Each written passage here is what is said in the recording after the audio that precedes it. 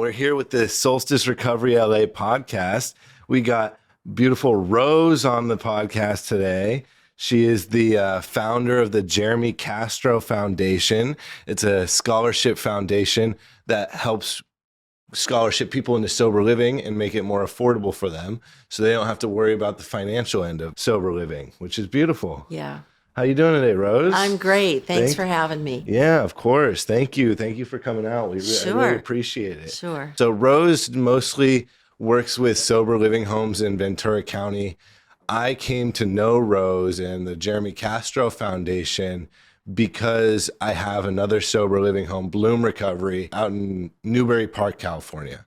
And that's in Ventura County. That's where you and your son grew up and lived and spent. Yes. We grew up there. Yeah. So perfect. So she mostly works with homes out there. Again, Solstice is in Los Angeles, but it's, we want to bring information and knowledge to people who need the resources. And if you're in Ventura County, please feel free to hit up the Jeremy Castro Foundation and reach out if you need some help, or reach out to me if you're struggling. I'd love to hear some of your story, Rose. I sent you some questions that we were going to be talking about. Right. Everything's good. Yeah. So it's good. Sure. Perfect. So let's just get right into it. Okay. I mean, I know I said a little bit about it, but can you tell me more about what the Jeremy Castro Foundation does? Right. So what we do is we help people financially who want to get sober, and by placing them in reputable sober living homes like Bloom Recovery. That's how I know you mentioned, where they're able to, once they've gone through detox maybe, or they're coming out of a 30-day program, or wherever they happen to be, when they're ready to start doing the work and learning how to live sober, that's where we help. We don't really sponsor for treatment, in Malibu or anything like that, any recovery. We are strictly sober living, which is where we find where people get sober. I mean, they learn how to do the work. They learn how to deal with bad news that comes their way in a very supportive surrounding, and with a lot of encouragement from other people in the house and from house managers. And she's not going to pay you to stay. She's not going to scholarship you to stay in a beautiful mansion up in Malibu. Yeah. But she will make sure, and for their foundation will make sure that you guys have a safe, sober living that's reputable, that'll help build a foundation in sobriety. Right. And your scholarship foundation, which is so beautiful, helps people not just for 1 month, but for a number of months at a time, while they build that, more long-term, while they build that foundation in sobriety. Right. So we help, as much as we can. We are 100% reliant upon the generosity of our community, and I apply for grants, I make my own donations, but really, sobriety is not cheap. We know that. No. So we do as much as we can when we can for basically anybody that's really ready to do the work. I mean, one of the questions we ask everybody first off is, I usually interview people and my daughter. And, a question that I will always ask is, do you want to live? Do you want to live? Because that is literally what we're talking about, life and death. And if you're, my son was a heroin addict, and back when heroin was a thing, now fentanyl is a thing, and he ended up dying from a fentanyl overdose 6 years ago. And he had everything going in his life. He was ready to start a new job. He was doing great. And I think he tried to get high one last time, and it truly was one last time. Yeah. So my question then becomes, do you want to live? Because, sometimes you're so deep in your addiction that you can't see your way out. You just can't even fathom getting clean, having a life, rebuilding a relationship with your, parents, your siblings, your girlfriend, your classmates, your workmates. But if you're willing to try and you have one shred of hope, then I believe you can be helped, and we can help you. But, going in, you got to know you're doing the work. I mean, this isn't going to be a piece of cake. Oh, I'm here at Bloom Recovery. Everybody's so nice. We go to meetings, we this and that. I mean, there's going to be some hardcore times for you where you're going to want to leave and you're going to want to use, right? We've seen this. Yeah. But you got to push through. And for those people that are willing to push through and willing to say, I commit to living and I'm going to do whatever it takes to live, then we're behind you. Like, that's what we want. And we've seen so many transformations. So from people that were just rock bottom, down and out, and with just a glimmer of hope, have been able to spring back and slowly rebuild their life and now have beautiful lives and are living sober lives. Like, that is the best gratitude, the greatest gift that we could ever ask for. 100%. So, yeah. So just going back to your son, Jeremy, what did that progression look like for him with his using and drinking? What did that look like? Yeah. Because I know a lot of our listeners, they are actively struggling with this addiction. And a lot of our listeners question whether or not they're actually an alcoholic or whether or not they're an addict, because maybe they're not using every single day, or they're trying to control it, but they can't really control it. Right. Most people think they can stop, right? Yeah. Oh, I'm not that bad because, I didn't use, or I've never overdosed, or I've never, gotten thrown in jail. I've never crashed my car, whatever. It's funny because when Jeremy was using drugs, I Googled it, like, how do you know when you're an addict? Because, we don't know, right? Google There's has no all rule that the says, answers. check 1, 2, 3, Yeah. boom, you're an addict. Yeah. And now here's the cure. So for Jeremy, I mean, I'll tell you, it started smoking weed. It started with pot. And he told me point blank, he said, Mom, if my kids ever start smoking weed, I'm going to beat their ass. And it's like, oh, like the way yours was beaten? Because, looking back, I was fairly tolerant of that because I always thought, well, first of all, going back many, many years, I smoked pot, right? Yeah. Growing up in the 70s. That was a thing. It was nothing like what's on the market today, though. I'll tell you that much. It was a high school thing. And then we grew out of it. But, nowadays, especially now that it's legal, kids typically start with smoking weed. And then from there in high school, it progressed to playing around with pills, Xanax, right? Xanny bars were like the thing of the day back in the That was my big in the thing. 90s, Yeah, right? That was my big thing. And that's a nasty drug. I mean, coming off it, I could always tell when he was using it over the weekend, for instance, because he'd come home and by Monday or Tuesday, he would be flat out thinking about suicide. And that in itself is frightening. And so, of course, I clamped down as much as we could on doing that. You're not allowed to do drugs. You're busted, you're this, you're grounded, no car, no phone. He was a teenager. And then he grew into adulthood and he went off to college. He was an awesome soccer player. He got a soccer scholarship to play at Cal State Dominguez Hills in LA. Wow. And as a freshman, he made varsity and he was playing games right off the gate. And he was happy. He was so happy because that was his love. And at some point, he was never a great student. It was always a struggle for him to keep up grades and that sort of thing. And he had fallen off where he didn't qualify to play the next fall, right? By the end of that spring semester.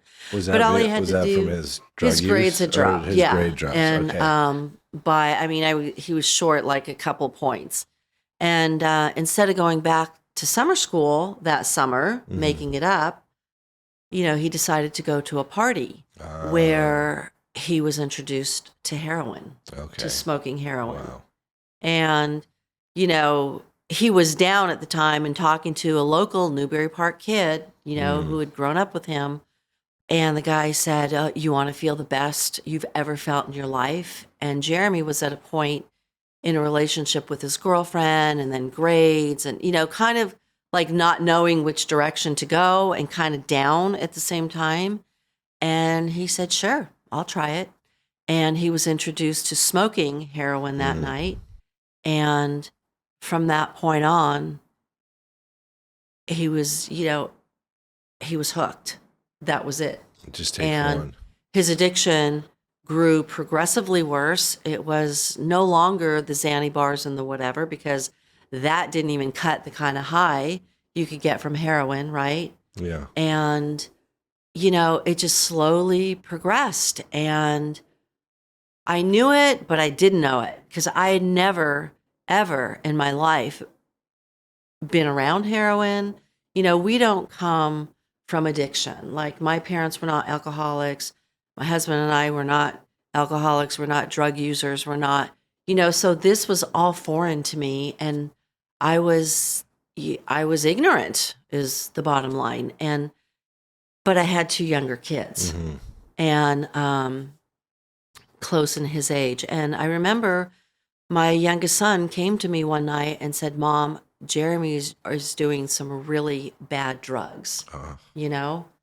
And I said, well, like what? Like Xanny bars, like Coke, like Molly, like any drug I knew, in that time. When you have three teenagers, like you hear all the words and you know who's doing what and whatever. And yet I didn't know what my own son was doing, right? Yeah. And he said, no, he's doing something really bad. I'm like, what? Like, I think he was wrapping a present or something in the den. I said, oh, like what? And I said, what do you mean, Daniel? Like heroin?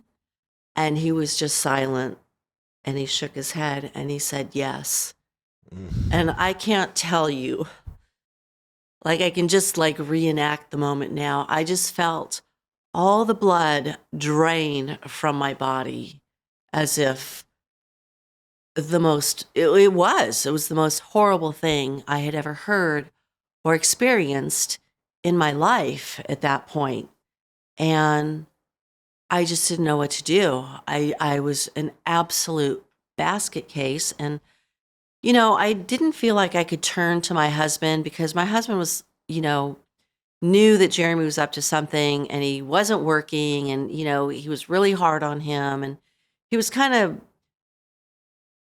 down on his lifestyle anyway. And it felt that I babied Jeremy, which maybe in retrospect I did, but I never, ever, ever condoned his drug use. But I did say, get a job or whatever. I don't even know if he was working at that time, but he was living at home and he was, 22, 23. So he really should have A, been in school full time or B, working full time if you're not doing anything else. And, I didn't really push that enough, I don't think, but I didn't know what to do.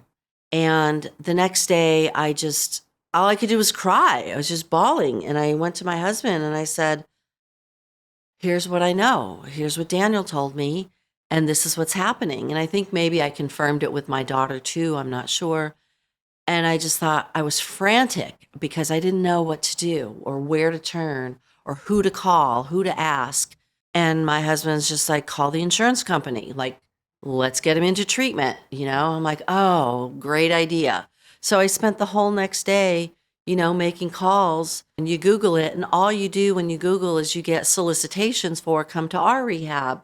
My son went here and he was cured and, all this solicitation, but no answers. And because this happened like on a Friday, my insurance really wasn't available till that Monday. And then I just tracked all the places I could send him and I called the places. And I mean, I remember calling, it was La Ventana in Thousand Oaks at the time. And I remember calling them and talking to the counselor. I couldn't even speak. Like, I was just crying so hard. And I couldn't even get out words. And they were just like, take your time.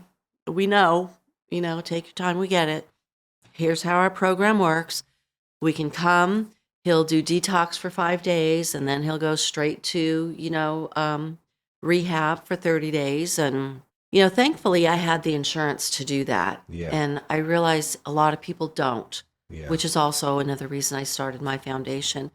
And so that's what we did. And I staged, Jeremy and I used to watch Intervention, Oh, right? yes, yes. And so I had confronted him, and he's like, it's not a big deal. I'm only smoking. I can stop anytime, that whole thing. Anyway, I had staged an intervention like in the next week or two with my sister, my brother-in-law, my whole family. I gathered, some of his friends. And he was working part-time, and he had gone off to work, and he came back that day, and everybody was over, and it's like, oh, hi, Auntie Nay, hi, Uncle Ron, whatever.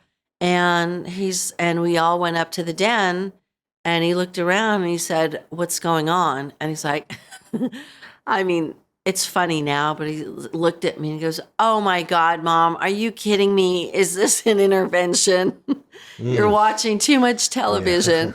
Yeah. And I just said yes. And, please come sit down. And he was furious. He was absolutely furious. And he sat down, and we all did our thing, and we all read letters, and we all asked him, Jeremy, will you please go to rehab? Will you take this time and get help? And he said, well, I'll think about it, whatever. And he stormed off. And he was nice in front of the aunts and uncles. He was respectful and said, I'll think about it. And, and then he just stormed out of the room, and he's going, there's no way I'm going. This is absolutely ridiculous. I can't believe you came at me like this. You just out of the blue attacked me and, whatever. And I said, then if you're not willing to go, then you can't live here. Like, you can't live here anymore. You know? Set that hard boundary with him, yeah. I did. And believe me, I was shaking the whole time. It's not like, oh, I had this big badge of courage. I was scared to death. Like, where's he going to go? He's going to live on the street? Like, at a park? Yeah. Like, I noticed, and one of the things I do, since I run a sober living, is I talk to the families of people living in my homes.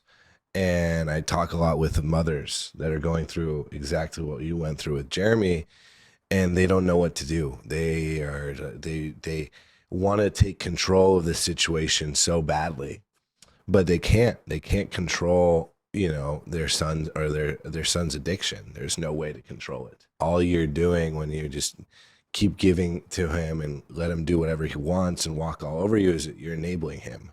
And that ends up doing more harm than good, which is unfortunate. But it's so hard to just let go as a parent. It's so hard. And if you are a parent struggling with a family member in addiction, I highly suggest you seek out Al-Anon meetings. Those are great support groups for people who are friends and families of alcoholics and drug addicts. Yeah.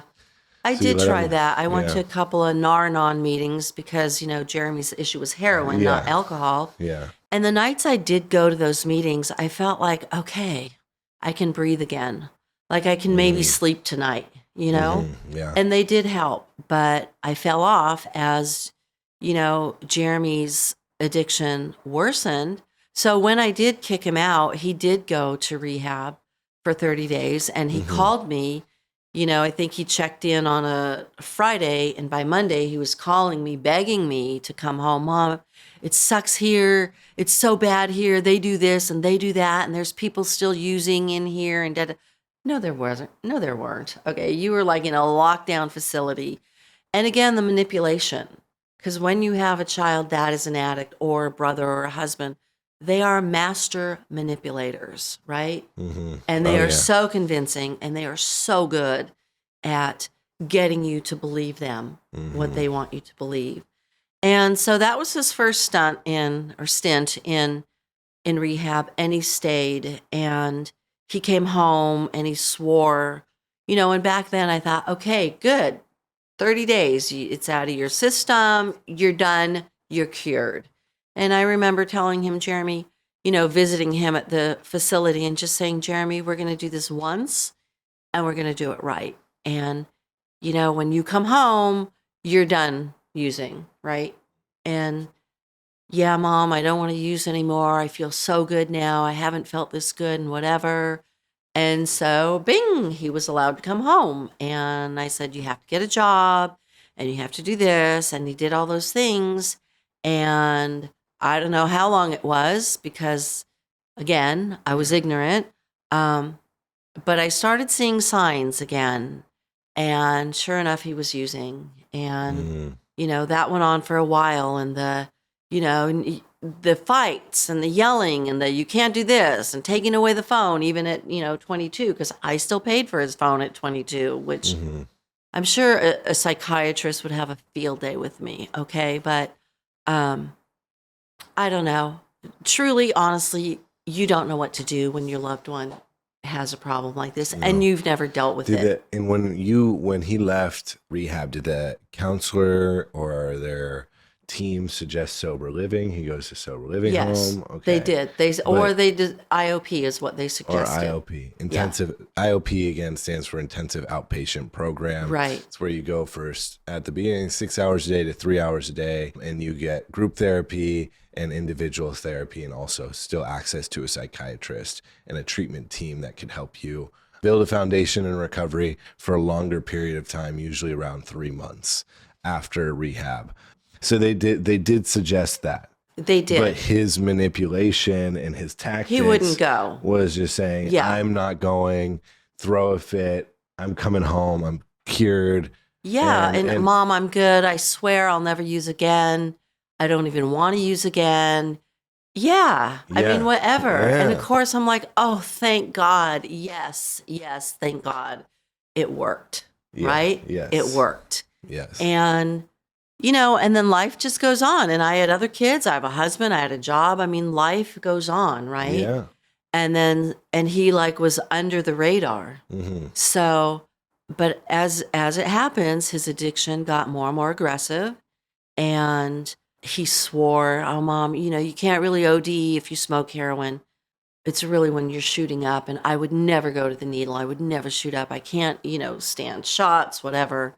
So again, time just goes on. And I'm like, I don't know what to do. There are no answers. There is no book. There's plenty of books that say hardcore, tough love, kick him out, whatever. I tried that too at one point in his addiction, and all that made me is a crazy, nervous wreck.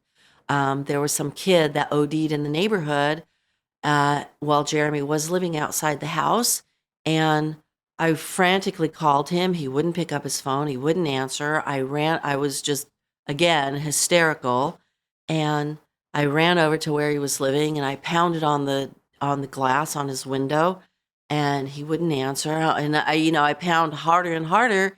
And then I see this groggy face, pull back the curtain, like, Mom, what are you doing? Like he was sleeping. Yeah. And he came to the door and I just had a meltdown. I said, I can't live like this. I can't, it's me, right? Yeah. I can't live like this, knowing that you could die any day. Who would find you? Mm-hmm. Would I find, I can't live like this. And I said, you have to go back to treatment. You have to go back to treatment and come home. He goes, I'll go to treatment. And he goes, but he had to move out of there. So I happened to be out of town when he moved home one weekend. And I said, you can move home and stay, but we're lining you up. You'll be gone next weekend, by that time to treatment. Mm-hmm. And he was. So that was treatment number 2. Again, he was doing so well, and they come out and this and that, and time marches on again, and he came back, and I said, well, you have to get a full-time job, and we did, and he did get a full-time job, and he met all the requirements that we set out for him. And then one day, it was 2015, he was maybe 2 years into his addiction or something. Mm-hmm. It was Super Bowl Sunday, and that was the day my youngest son was leaving for the Navy. He enlisted in the Navy. Oh, wow. And I remember I was so sad all day. My husband and I were just, our little boy was going to go off for 4 years. And although we knew he'd be fine, we thought he'd be fine, we missed him. He was 19. And so it was a hard day for the family. And Jeremy and he goes, Mom, I'll go get his snacks. and we'll watch the Super Bowl. Well, by that time, Daniel had left already, and I just like climbed in my pajamas, and it was like 3 in the afternoon, and the game was starting, and Jeremy's like, I'll go get us snacks. I'll be right back. Well, he came back an hour and a half later, Oh, wow. happy Yeah. and this and that. I'm like, you're freaking high. Yeah. Like, Yeah. I know this. Like, today of Yeah. all days, you're going to do this. Again, to me, I think about all the times I thought about to me, and it's like, maybe that's what went wrong. I don't know. But, this addiction is very personal to everybody. It hurts the whole family. It's not just the person addicted. And he wasn't in any pain. He was happy. He was still getting high and happy at that time. He still liked his drug use, It hadn't taken him down yet. So he came back, and I was pissed because he was high, and Mom, I am not. I just, whatever. And he brought back snacks, and, we tried to make the best of it. And we hung out together watching the game. And, after the game, he went, and my husband and my daughter, who had moved out, was over, and her boyfriend was over. My husband was home, and Jeremy, and they were all going in the jacuzzi, right? And I didn't want to go. I was just like, I just want to be left here alone and just be sad with my thoughts. And so I didn't go in. And Jeremy's like, well, I'm going in. And he went in his room to get on his bathing suit. And he was in there a while, and his room was right next to the den. And all of a sudden I hear this big thud, like on our wood floors, like a big thud. And I thought, what's he doing? He's playing the, basketball with the dog and, whatever. And then it was quiet. And I thought, God, I was so annoyed with him for being high and so angry and sad. And I had all these emotions. I just thought, I'm not getting up. And I sat there a couple minutes, and a commercial came on, and I just remember hearing a voice saying, get up. And so I got off the lounger, and I, went in his room, and I couldn't open the door. Ugh. And I could open it, but like something was pried up against it, and I, shoved it open, and there was Jeremy laying on the floor with a big gash in his head. And I'm like, Jeremy, what happened? Like, how could you just fall out of your chair, sitting at your desk? And I'm like, what's going on? And I was shaking him, and he was breathing very shallow. Yeah. And I ran to the window, out my bedroom window, and I called for my husband. I'm like, Ed. And he's like, yeah. And they're all, whatever, partying and laughing in the jacuzzi. And I ran back to the room, and he had started to turn blue. Ugh. Like, I'm like, oh my God. And I was shaking him. And I just looked up and looked around, and on his desk, I see a syringe with, brown liquid in it, and a spoon and a lighter. Ugh. And I'm like, oh my God, he is shooting up. This is an overdose. Yeah. Holy shit. This is an overdose. Yeah. And I shook him, and I got up, and I had my phone, and I went out the window, and I screamed for Ed. And he's like, what? And, the tone of my voice, he just like got up out of the jacuzzi, sopping wet, running through the house, sopping wet. And I had 911 on the phone. I'm like, Yeah. I don't know what happened. I think he overdosed.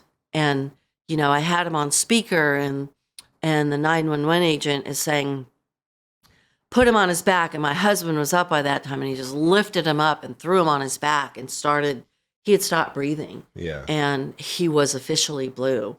And my husband was doing, resuscitating him, according, following instructions from the 911 operator. And somebody go downstairs and open the door for the paramedics. And, we had all this chaos going on. And I just remember looking down at him and just like studying every inch of him, because I thought, this is the last time I'm going to see you alive, And so the paramedics came up, and they gave him a shot of Narcan, and he was in his, in a tank top and shorts, and they come up on the landing. There's all these firemen and paramedics, and like so crowded, right?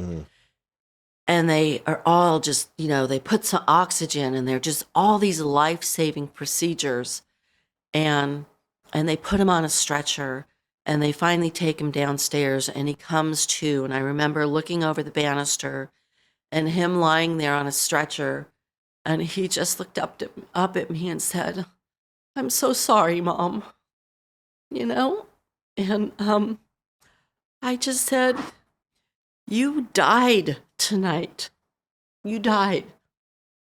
And I don't know, something just takes over your body. I just had so much adrenaline.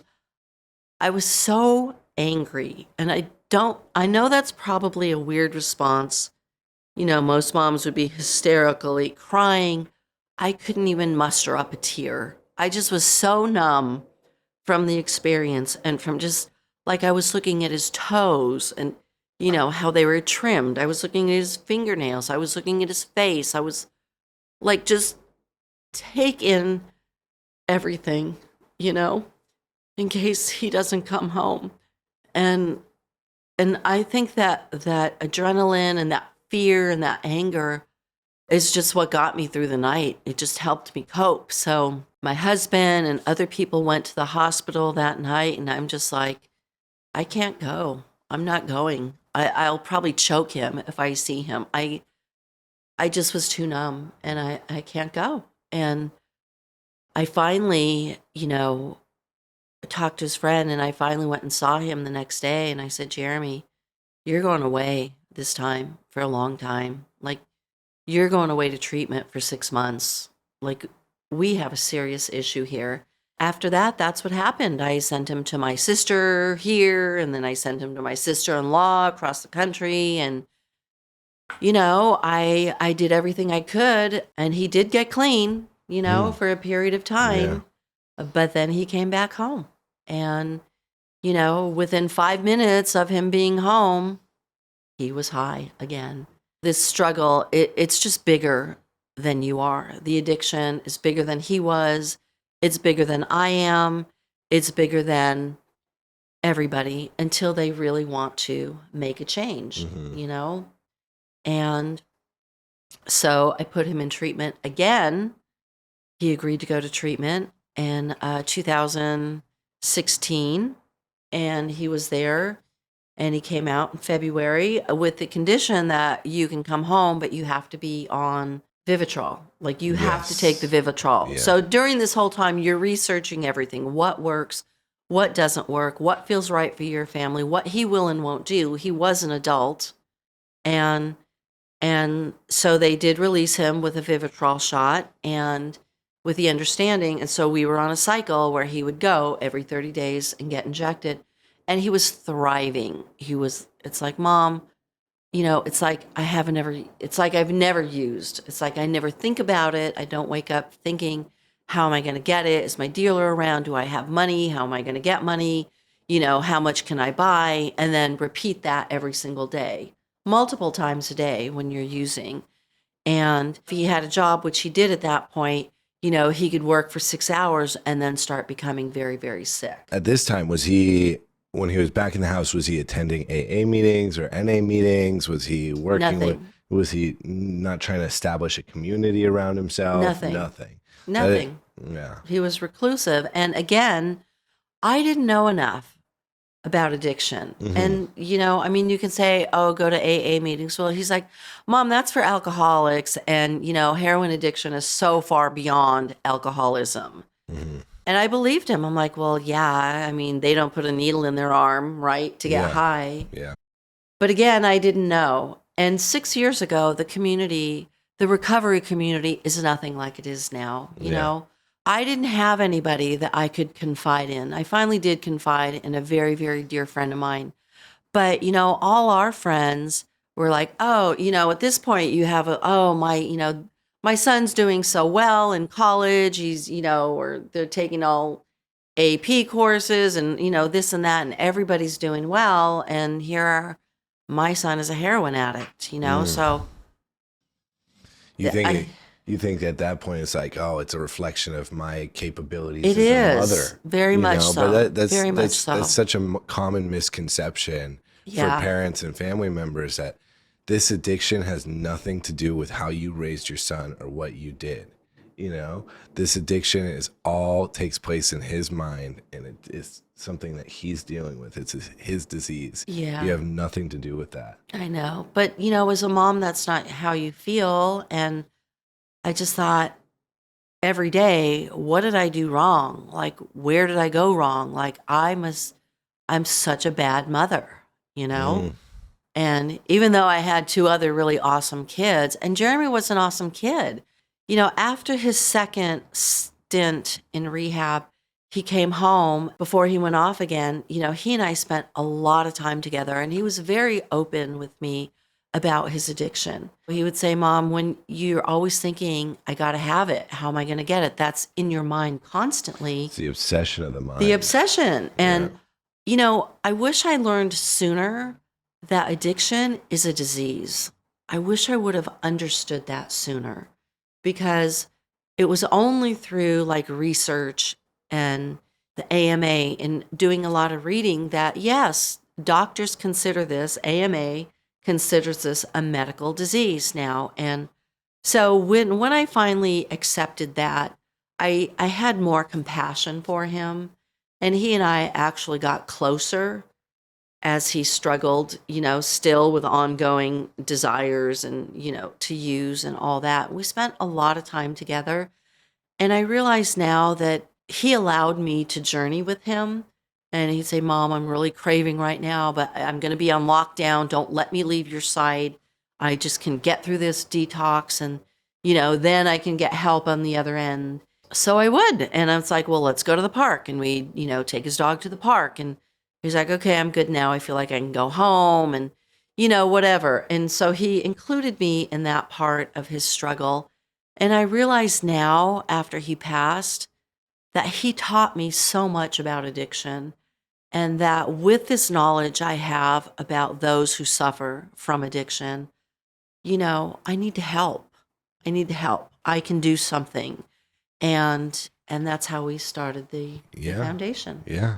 And you've helped so many people so far. One of the success stories was Luke, who came from our house. Yes. Yeah. Yes. I love Luke. Who came through my other sober living in Thousand Oaks, Bloom. Yeah. And he was a wonderful story, because he was like your son. He tried so many times before, to get sober. He did. And he's tried time and time and time again. Years, like 12 years. 12 years to get sober. Yeah. And he reached out finally when he was ready. Him and his family reached out to the Jeremy Castro Foundation in Rose.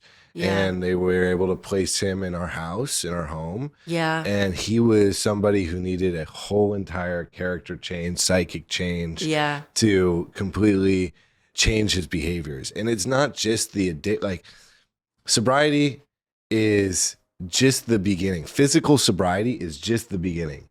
It takes a whole, because this is a disease that centers in your mind. So it takes a whole uprooting and upheaval of your whole entire, everything you've ever thought was right and everything you ever thought was wrong. So it takes this complete change in character and all these behavioral changes to live a new life that's free of drugs and alcohol. So Absolutely. you don't ever have to think about have that obsession in you again. Well, that's the part I say when I say, do you want to live? And are you willing to work hard? Because this is what I'm talking about, overcoming those things. Yeah. It's a funny story about Luke. I had met him at the bonfire meeting, right, in Thousand Oaks. And I was there with another person I was sponsoring. And it's a AA meeting that's just giant in our community, outdoors. It's a really great meeting. And Luke, out of nowhere, had just, like, I was looking this way and I turned this way, and he had plopped himself down right next to me. Mm-hmm. And he reminded me so much of my son, just his physical looks, and he just, hello, he goes, and he just started talking to me like out of the blue. He has the and gift of gab. And everything that added was just like, and he was just coming off it too, right? He was going through his detox there at that house. And he was just talking incessantly. I thought, every word out of his mouth is bullshit. But I liked him. I just instantly had this, God, I just love you. I don't know why. God put him next to me. Yeah.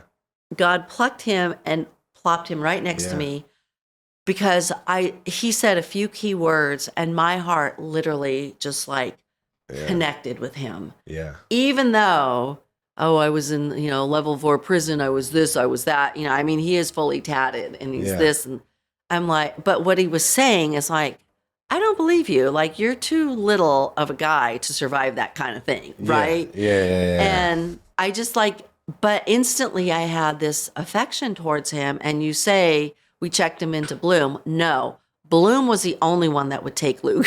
Yeah. He had got Okay. himself kicked out of every other sober I living set him home. up here. He was kicked out in 2 weeks and he was all nervous. I said, okay, we're going to find you another place. Like, I don't know. I called the other place and they're like, dude, we've already had him. No, if he's further along in his recovery, he's just too disruptive in our house. Yeah. Right. And then, so we went to Sharky's and he was like all nervous, like I was going to take him back and dump him back in LA or something. And I said, Luke, listen, we're going to find a place for you to stay tonight. Okay. I wouldn't just dump my dog somewhere where I didn't know. I'm not going to dump you somewhere where you're not going to be safe tonight. Yeah. And then Eric had reached out to me like a few weeks before or something, or a month before. And I just thought, Eric at Bloom. And I called him up and I think I talked to Clayton. I'm not sure if I talked to you. And I said, look and I called a couple other places and they said, sorry, Rose, we can't do it. We do IOP only. Every house has their own, criteria. Yeah. And I just thought, well, I don't know anything about Bloom, but I really like the guy. And I did know one person that went there, but, not a great story. And I thought, I just prayed. I'm like, all right. And what are we going to do here? And I called you guys. And they were like, well, we don't really, I think maybe you didn't have an actual bed for him that night, but you were over the weekend. And well, you weren't really prepared to take someone on. And I remember talking to Clayton and he said, well, when did he want to come in? I'm like, now we're right around the corner. Yeah. And he's like, yeah, bring him over. And so we did. And he got sober at your house. And it was not an easy road. I mean, No, it wasn't. What you made him do to be accountable, I'm like, oh my God, he's never going to survive that. He's going to leave. But I never get involved in how you run your house. Yeah. That is not my area. Yeah. And I just was supportive for him. Like, you call me anytime. Of course, you don't have a phone for how long, right? Yeah, exactly. And, the whole, my name is Luke, can I speak to you? Whatever. I'm like, he's never going to. Who would live through that? Nobody would humble themselves to that level, but he did. And that's the humility that I'm talking about, the work that you're willing to do to set aside your ego and just trust the process that people like Eric and the houses that you're in will guide you. And your meetings, 2 to 3 meetings a day, will guide you to where you are. And Luke is going to be 2 years sober.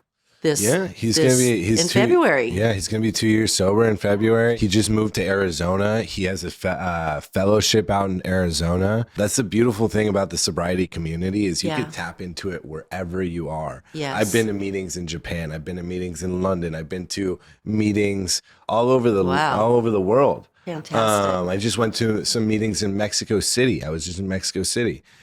You could tap into the sobriety community wherever you are and build a community out there, which is the beautiful thing about sobriety is because we all know what we've been through. We all know what it's like to overcome this disease and to go and to live with this disease every day. We recover every single day. We do the action, we do the work that it takes. Yeah. So we never have to go back to where we were. Right. We also have another person coming up on 3-year sobriety, and I'm going to go see him take his cake Sunday night at Visions at the 6 o'clock meeting. Who's that? Scott. Yeah. Okay. Yeah. So he again was like friends of Jeremy. I mean, struggled for 10 years. Yeah.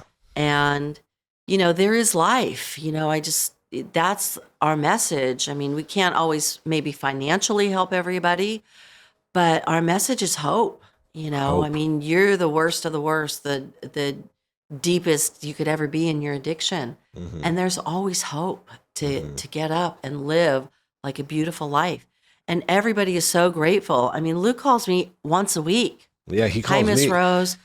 I love you so much. I'm so grateful for you. Thank you so much. Yeah. Have a blessed day. Yeah. Every week, you know? Same with me. He calls me twice a week sometimes. Yes, he's Yeah, awesome. he's It's like, awesome. I don't think he's going to do it. I don't think this guy's going to do it. I don't think he's going to go through the rigors of getting and staying clean. Yeah. And he did, and he's thriving. Yeah. So He is. He's yeah. thriving. He has a beautiful life. Out in yes. Arizona. He has a Yeah. girlfriend. He has his own townhome out there. Yeah. He's loving it. And the thing is, everybody deserves that life. You know, Everybody. we weren't meant to be addicts. We weren't meant to be alcoholics. You know, we were meant to have a great life and be grateful for a life. And we can. I mean, this isn't just a pep talk or, you know, a cheer camp. It is possible. And millions of people are doing it. So, and for parents too, I just, you know, our tagline is never helpless, never hopeless. You know, there's always help for you. Yeah. And you are never hopeless. As long as you wake up in the morning and take a breath, there's hope for recovery. Yeah. So That's about all the time we have. Yeah. But again, just to echo her message, never be helpless. We're always here to help you. You could find my website for Solstice Recovery and Bloom Recovery in the bio. Feel free to reach out whenever, 24/7. I will take your phone call. If I don't, leave a voicemail and I'll get back to you as soon as possible. I'm here to help you, here to help you find the right resources and guide you in the right direction. And if you're looking for financial help or even guidance for that matter, feel free to reach out to the Jeremy Castro Foundation in Rose. I will also drop that link in the bio. And yeah, feel free to reach out. Thank you so Yeah. much for coming on the podcast thanks for today. helping I really me. appreciate that. Yeah, helping Of me spread course. the word and Yeah. and helping in this community. Yeah. Yeah. Thank you. Everything you Well, do. appreciate it. Thank Okay. you, Rose.